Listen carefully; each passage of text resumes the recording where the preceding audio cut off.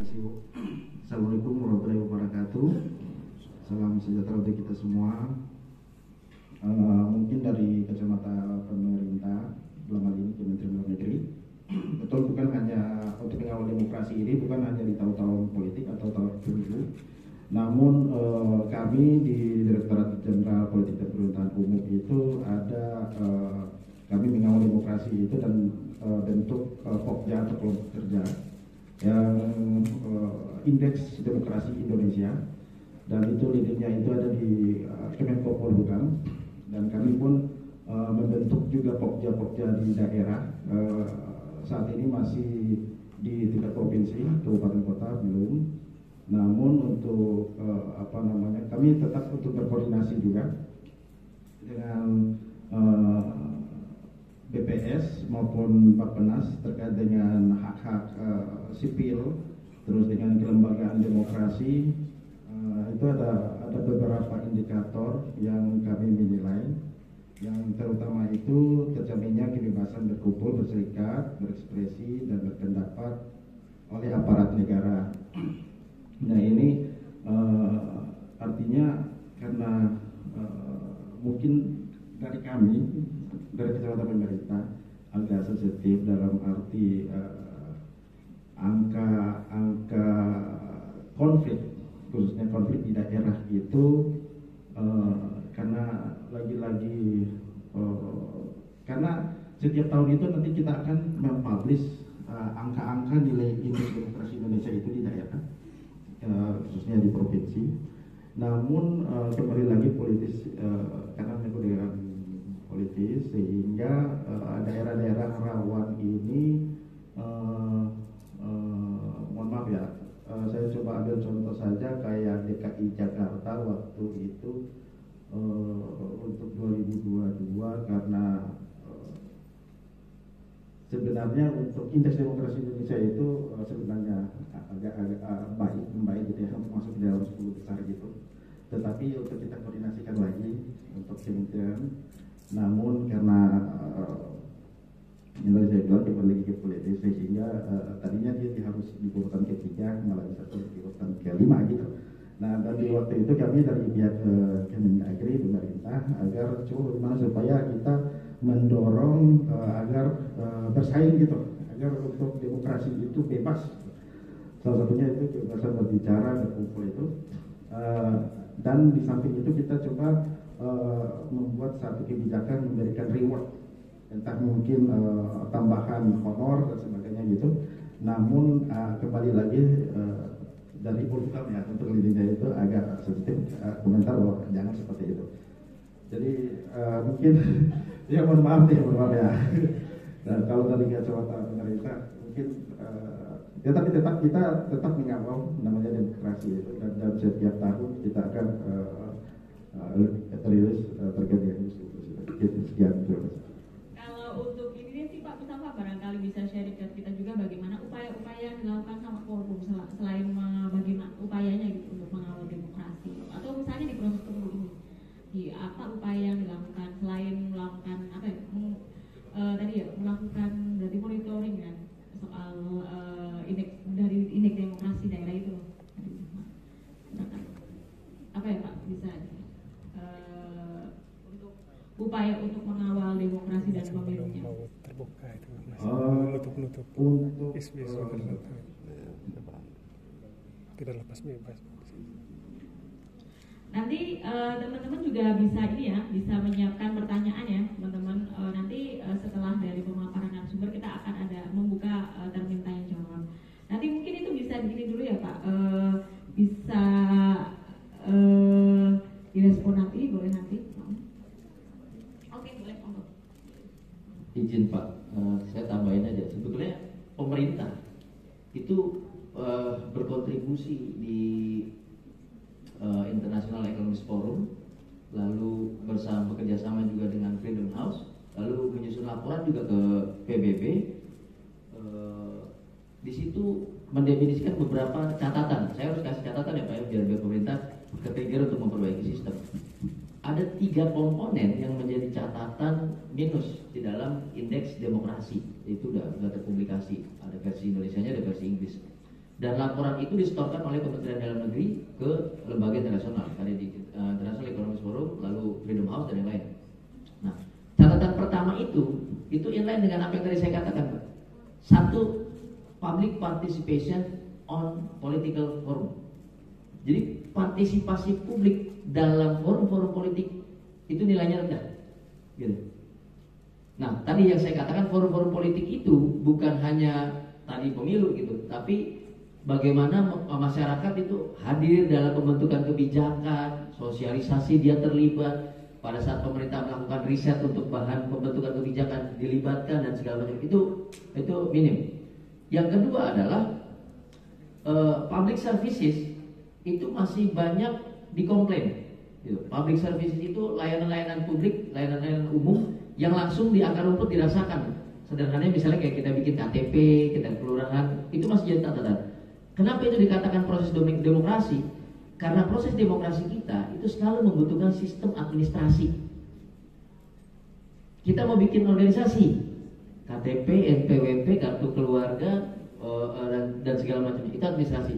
Nah, itu kaitannya dengan layanan umum juga gitu. Nah, catatan yang ketiga adalah banyaknya terjadi kasus-kasus ekspresi politik yang kemudian direspon bukan dalam ruang ekspresi, tapi tadi saya sampaikan ada kriminalisasi, lalu ada persekusi, utamanya yang minoritas dan kelompok-kelompok baik berbasis agama, kemudian oposisi dan lain-lain. Dan itu yang nyetor Kemendagri sendiri, karena Kemendagri melakukan riset dari beberapa lembaga.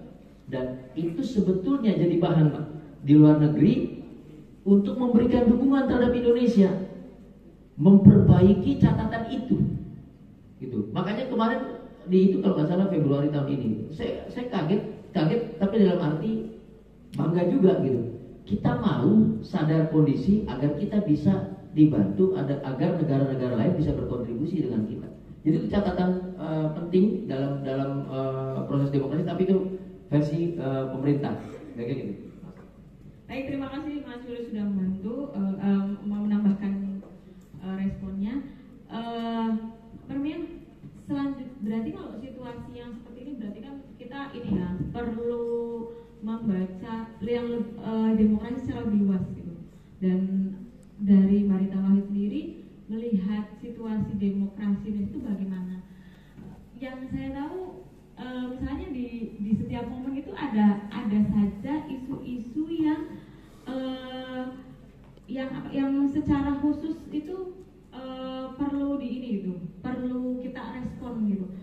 Saya ingat waktu 2019 itu Mbak Rita tuh betul banget melawan hoax kan, berita bohong itu, iya kan. Nah itu masih sekarang ya, masih sampai lanjut ke Australia Mbak ya, untuk bisa memperkuat proses demokrasi. Saya ingat tuh terakhir waktu Mbak Rita bilang kita mau ke Australia, karena waktu itu di Jaringan Bisnis bilang ini demokrasi Indonesia, masyarakat sipilnya ini memang perlu banget dikawal gitu. Tapi kita perlu melihat apa sih sebenarnya situasi demokrasi kita hari ini secara menyeluruh gitu. Silakan. Mungkin singkat aja 15 menit biar nanti kita bisa. Mudah-mudahan bisa 15 menit. Oke. Jadi kalau pertanyaannya adalah bagaimana sih kondisi demokrasi kita saat ini, kayaknya kita perlu agak sedikit mundur ke belakang. Karena apapun yang terjadi di dalam kondisi demokrasi kita saat ini itu nggak ujuk-ujuk terjadi.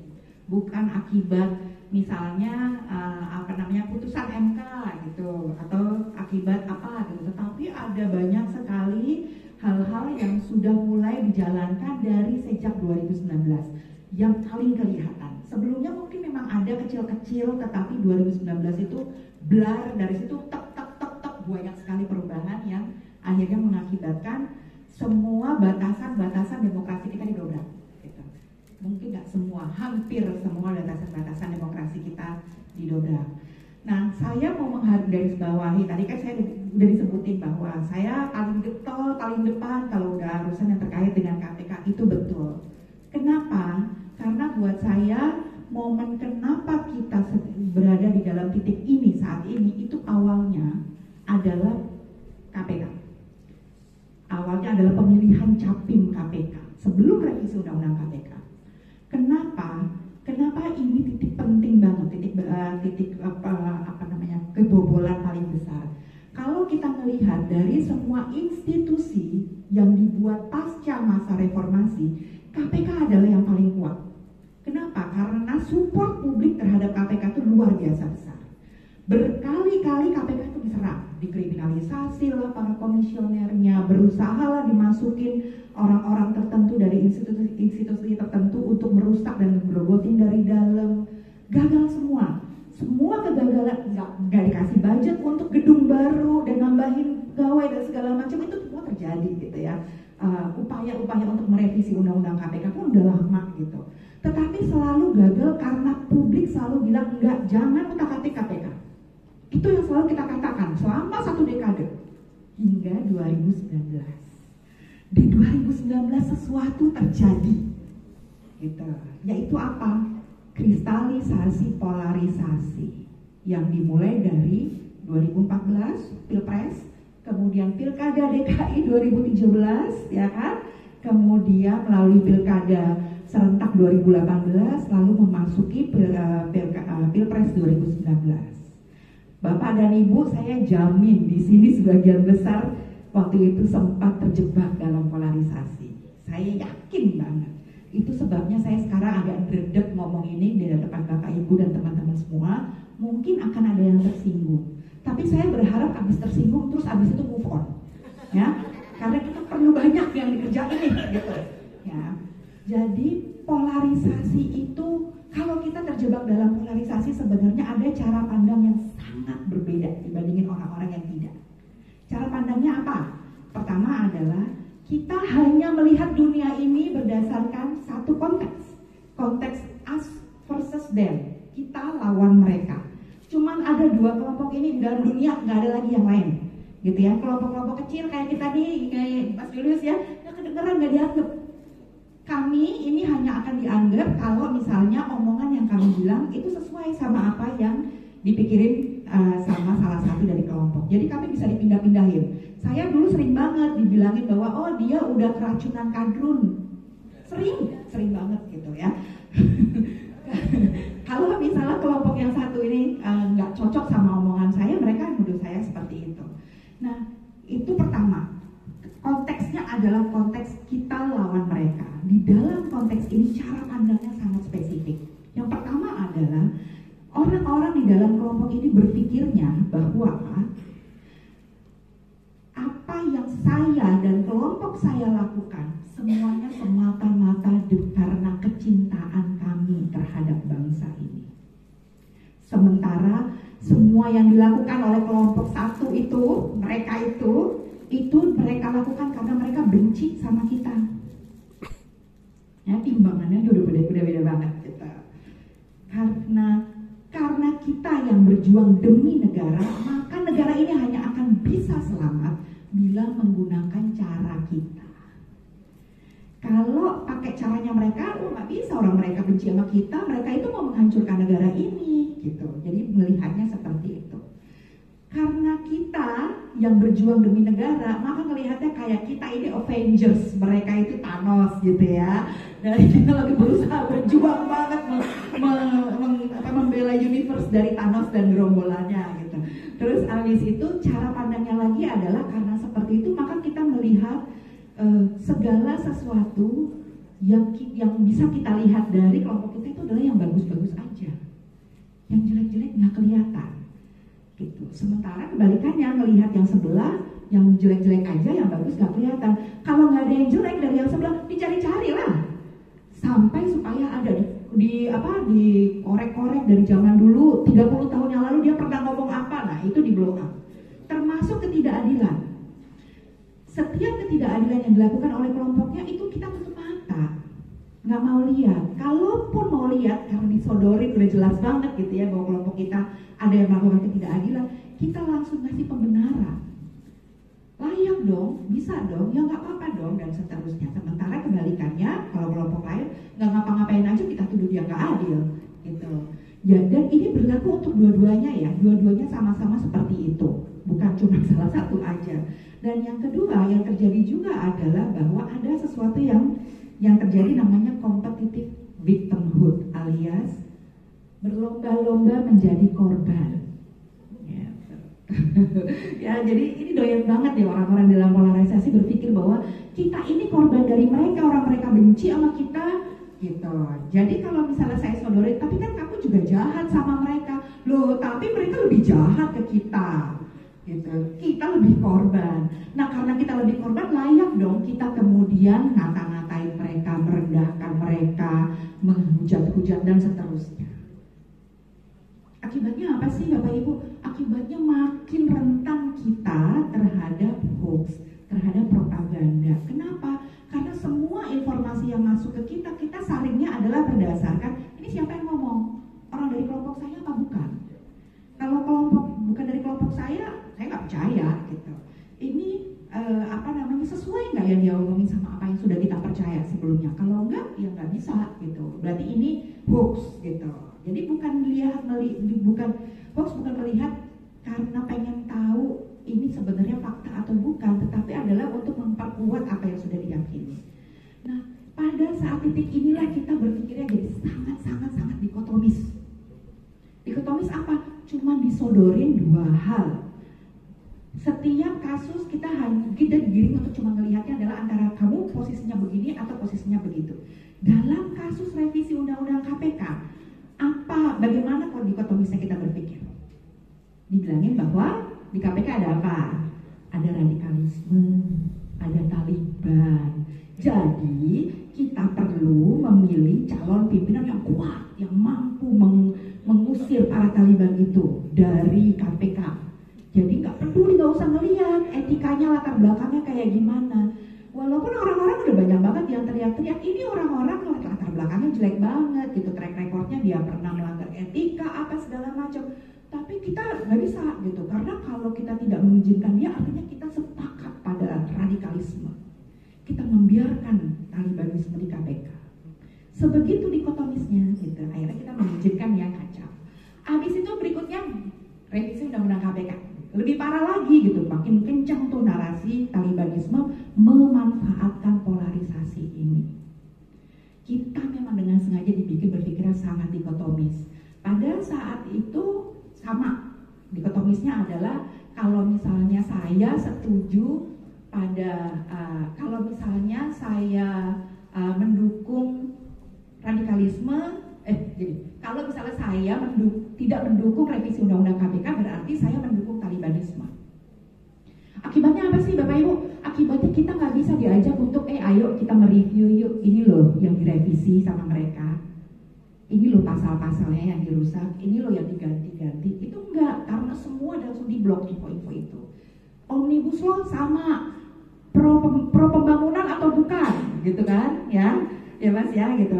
Narasinya seperti itu. Kalau misalnya menolak Omnibus Law, berarti kalian tidak mendukung pembangunan Indonesia.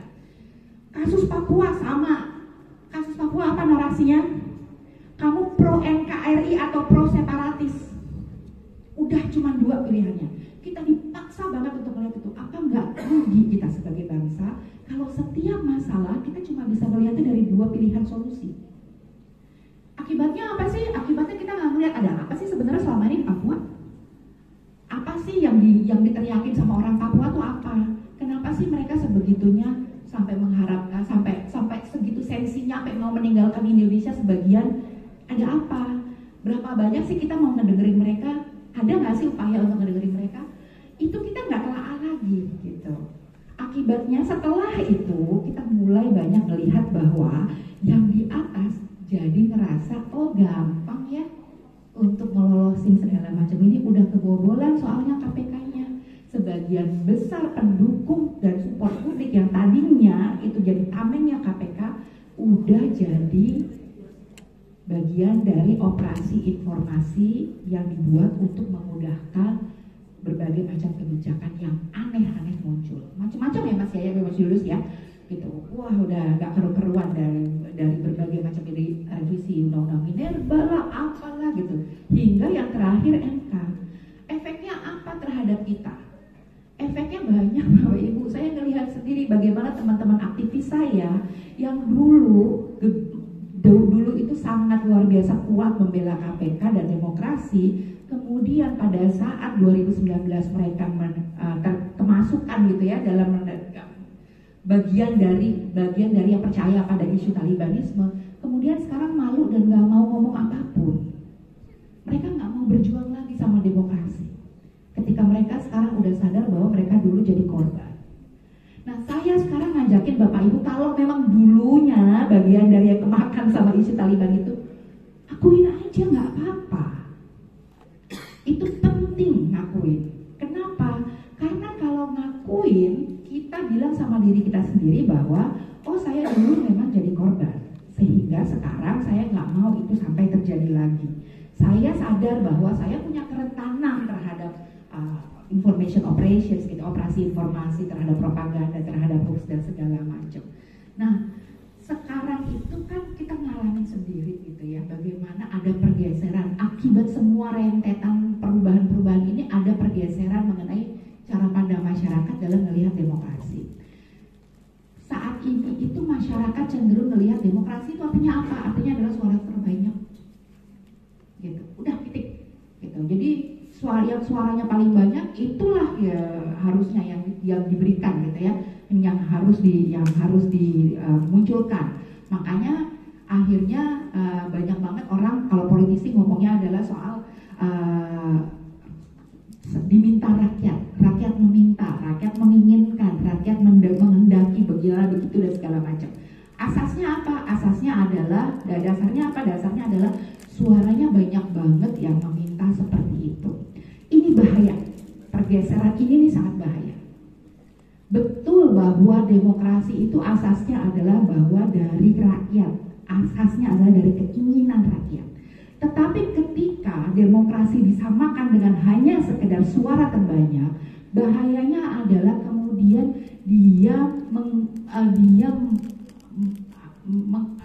gimana sih bahasanya? Kok ribet? Bahayanya adalah akan ada kerusakan sistem yang bisa diterobos oleh suara terbanyak tersebut. Atas nama suara terbanyak, saya bisa gitu. Oh, berarti rakyat menghendaki ini diubah, gitu. Seperti diubah MK gitu ya keputusannya gitu. Itu bisa gitu terjadi. Itu kerusakan sistem. Gitu. Batasan-batasan demokrasi yang tadinya ada untuk memastikan agar tidak ada pemerintah, tidak ada siapapun yang korup dalam juga cuma sekedar uang ya. Termasuk korupsi apa namanya power gitu, terus kemudian powernya dipakai buat kong kali kong, buat kolusi, buat nepotisme dan segala macam. Itu semuanya bisa gampang diterobos dengan suara terbanyak. Karena kan kita tinggal bilang bahwa misalnya ya udah ini rakyat memang menghendakinya kayak begini kok gitu. Itu bahaya sekali. Jadi kita harus geser gitu. Gesernya kemana? Gesernya untuk masukin lagi ke dalam konsep demokrasi yang sesungguhnya itu apa?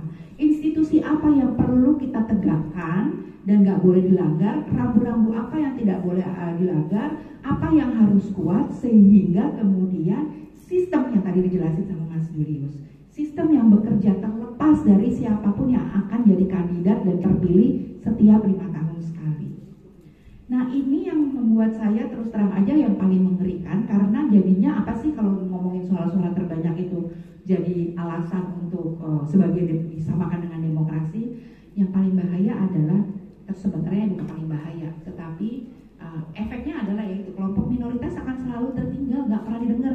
Suaranya kan nggak pernah mayoritas, suaranya nggak akan pernah terbanyak. Gitu. Jadi suara-suara minoritas nggak akan pernah diurusi atau dipenuhi kebutuhannya. Tetapi kemudian yang paling bahayanya lagi adalah kita semua menjadi sangat mudah untuk dipengaruhi oleh yang namanya computational propaganda tuh Mas, gitu ya, tadi Mas bilang gitu ya, soal di doxing lah, di bot lah, apalah segala macam. Kita jadi mudah dipengaruhi itu, ya pakai tadi cara-caranya ya, membentuk polarisasi, terus kemudian kita dibikin supaya hanya berpikir dikotomis, terus kemudian kita dicekokin dengan hoax-hoax tertentu. Yang sekarang memang hoaxnya modelnya, kenapa saya masih ngurusin hoax, karena modelnya udah berubah Mbak, gitu ya. Dari tiap pemilu semuanya modelnya berubah. Yang sekarang modelnya hoaxnya kayak gimana? Itu sangat mengandalkan ketidakmampuan masyarakat untuk membedakan mana opini dan fakta. Jadi para buzzer itu dengan seenaknya ngelemparin, kalau ada orang beropini tertentu mengenai kandidatnya gitu, terus terus mereka nggak suka karena menganggap itu opini negatif, oh itu hoax. Padahal opini nggak bisa dilabel hoax, gitu ya. Sama kayak dulu pemerintah bilang, oh, yang kemakan sama yang menolak omnibus law itu kemakan hoax, nggak bisa kayak gitu. Ya, labelisasi hoax itu nggak sembarangan, ada kaidahnya mana yang bisa dilabel hoax. Nah itu bahayanya yang akan membuat masyarakat jadi bingung sebenarnya yang hoax yang mana, gitu, yang benar yang mana, itu bikin bingung. Yang kedua adalah mengandalkan ketidakpahaman masyarakat mengenai prosedur-prosedur demokrasi dalam prosedur pemilu dan prosedur pasca pemilu, di luar pemilu. Kenapa? Banyak sekarang di masyarakat ada kelompok-kelompok masyarakat tertentu yang mendapatkan ancaman dalam tanda kutip gitu ya. Nah, dibilangnya adalah bahwa kalau kamu tidak memilih kandidat X gitu, kamu nggak akan dapat keuntungan tertentu gitu misalnya. Terus nanti kalau dari ini juga keuntungan yang berhubungan dengan misalnya kebijakan negara gitu, kayak misalnya terutama yang sekarang lagi ribut banget kan adalah bansos. Di daerah-daerah tertentu ada misalnya masyarakat atau desa-desa yang dibilangin bahwa kalau kamu tidak memilih kandidat X, kamu nggak akan dapat bansos. Tapi bukan cuma kamu yang nggak dapat bansos, yang bukan cuma kamu aja gitu. Kalau kamu nggak milih satu suara aja di desa ini tidak memilih, maka satu kampung nggak akan dapat bansos.